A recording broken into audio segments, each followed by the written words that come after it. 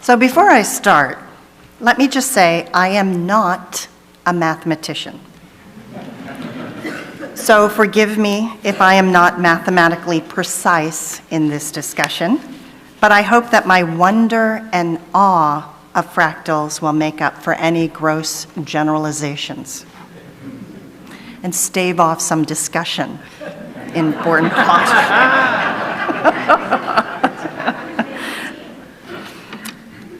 The mathematician Benoit Mandelbrot first coined the term fractal in 1975 to refer to the simple mathematical rules that describe things that looked visually complex or chaotic. Up to that point, no mathematical models had achieved this feat of capturing natural-looking patterns. As you saw in today's Time for All Ages, fractal-like patterns are often found in nature's roughness, in mountains, in clouds, and plant leaves. They can even be found in the clustering of galaxies out in the cosmos. Mandelbrot's computer-generated fractal patterns were created by repeating a simple process over and over in a feedback loop, calculating a new value and then plugging it back into the equation, and then taking that new value and plugging it back into the equation again and again and again. Now, besides this feedback process, his fractal equations also contained a complex number component as part of their secret sauce. And the nature of complex numbers means that fractals exist in between our familiar dimensions, where the first dimension is points on a line, and a second dimension is points in a plane, and a third dimension is points in space. Fractals are found in between those dimensions. Now, I picked the topic of my sermon both because I think that there's a lesson in the story of how Benoit Mandelbrot discovered fractals, but also because reflecting on fractals themselves inspired some insights. On the topic of Benoit Mandelbrot, I would highly recommend you go to YouTube and look for a 2008 NOVA program called Benoit Mandelbrot, Hunting the Hidden Dimensions. It's appropriate for all ages and is both entertaining and educational. And to entice the younger folks, it includes the essential role of fractals in CGI, that's computer-generated images, and even includes a scene from Star Wars. Now, what I found fascinating about Benoit Mandelbrot is his ability to look at an iterative mathematical equation and see in his mind's eye the shape described by the solution of that equation. He makes it clear that this ability was not valued in academics in his day, since, in his words, the eye had been banished out of mathematics. But his ability to visualize, to see the shapes and patterns, led him to the insight that the seeming disorder that we see all around us in nature actually has an underlying structure or order to it. He perceived the power of the feedback loop as a process to build endless patterns, ones that never become less complex, even as you dive deeper and deeper into it. Now, I was struck by his use of different methods of perception to solve a problem that others said was not solvable.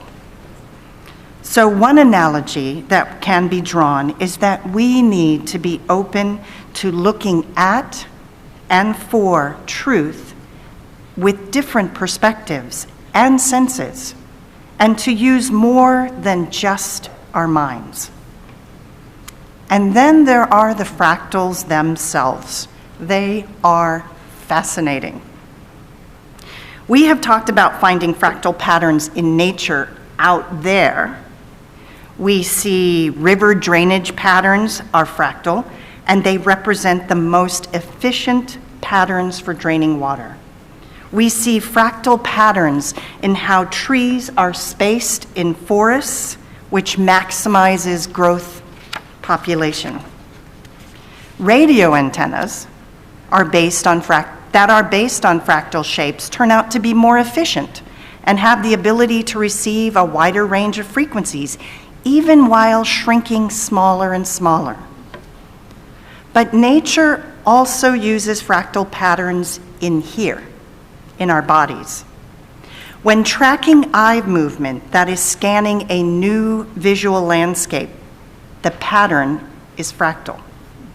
When mapping the muscle movements of a human body trying to balance on a ball, the pattern is fractal. When studying the overall pattern of a healthy heart beating over time, the pattern is fractal. Fractal patterns pervade all of nature, including our bodies. Over and over, they prove to be purposeful and powerful.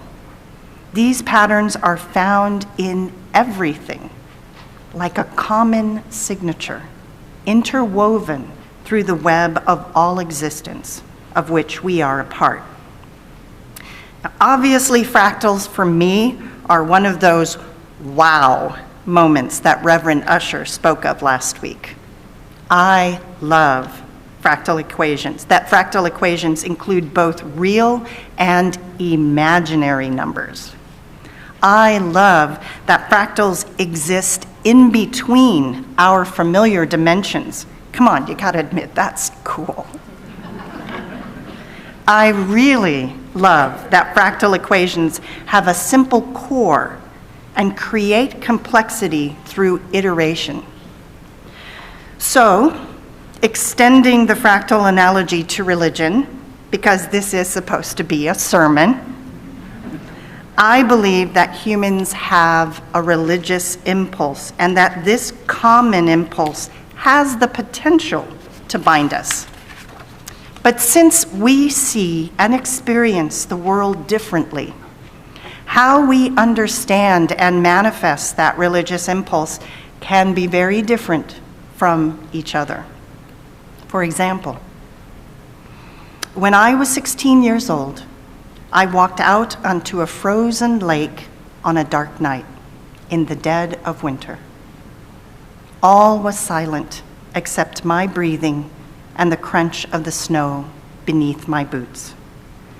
I looked up at the velvet sky, full of stars, the Milky Way gloriously bright. And as I stood in wonder, I felt the pattern of creation. I was part of it. We all are part of it. That experience of the universe as being so expansive and complex made it very difficult for me to understand how anyone could reduce their source for enlightenment to one book. It felt too limiting. Yet, there are those who can spend their entire life studying one source.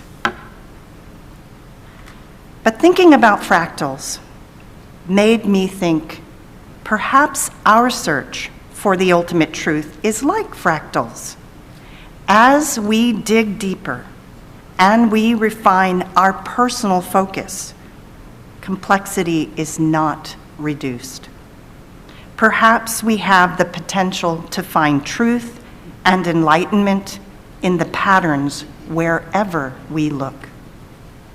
And in the end, perhaps the patterns of our lives can be based at the core on something simple, something like compassion, kindness, caring. If we continuously iterate that core over and over, relentlessly, our resulting beautiful patterns may also fill our world.